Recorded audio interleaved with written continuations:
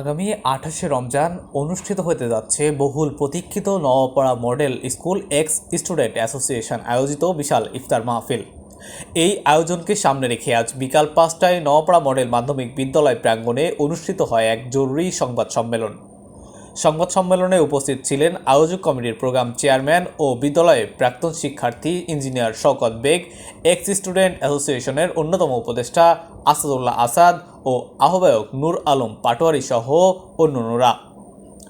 বক্তারা জানান, প্রাক্তন শিক্ষার্থীদের মধ্যে ভ্রাতৃত্ব, সম্প্রীতি ও সৌহার্দ্য বৃদ্ধির লক্ষ্যে এবারের ইফতার মাহফিল আয়োজন করা হচ্ছে। তারা সকল প্রাক্তন শিক্ষার্থী সহ শুভানুধ্যায়ীদের উপস্থিত থেকে অনুষ্ঠান সফল করার আহ্বান জানান। এই মডেল স্কুল আমাদেরকে অনেক আগে সেই ছোটবেলায় ফিরিয়ে নিয়ে যায়। সেই কারণেই আমি আজকের এই সকলের মাধ্যমে, বিশেষ করে সাংবাদিকদের মাধ্যমে সবাইকে আহ্বান জানাতে চাই যে আমরা যত কাজই থাকুক, অন্তত 28শে রমজান আমরা মডেল স্কুলের এক্স স্টুডেন্ট ফোরামের যে ইফতার মাহফিল আমরা সবাই এতে শরীক হব। 85 সাল থেকে এসএসসির ব্যাচ শুরু হয়েছিল। 1985 থেকে 2026 সাল যারা এসএসসি পাস করেছে তারা এই স্কুলের প্রাক্তন ছাত্রছাত্রী, তারা সকলেই এই অনুষ্ঠানে অংশগ্রহণ করতে পারবে।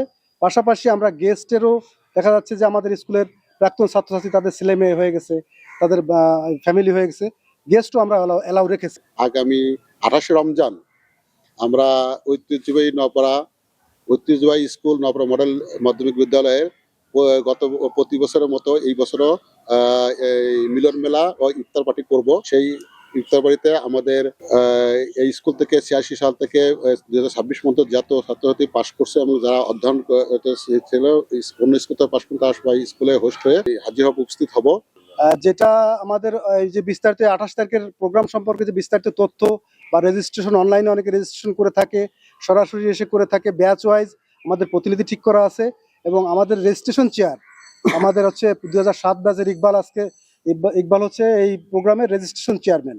তার মাধ্যমে রেজিস্ট্রেশন অনলাইনে সবাই রেজিস্ট্রেশন করবে এবং তার মাধ্যমে আমরা আগামীকালকে ব্যাচ ওয়াইজ যে প্রতিনিধি সেট করা হয়েছে তাদের তালিকাটা আমরা অনলাইনে আগামীকালকে সে এটা প্রচার করে দেবে।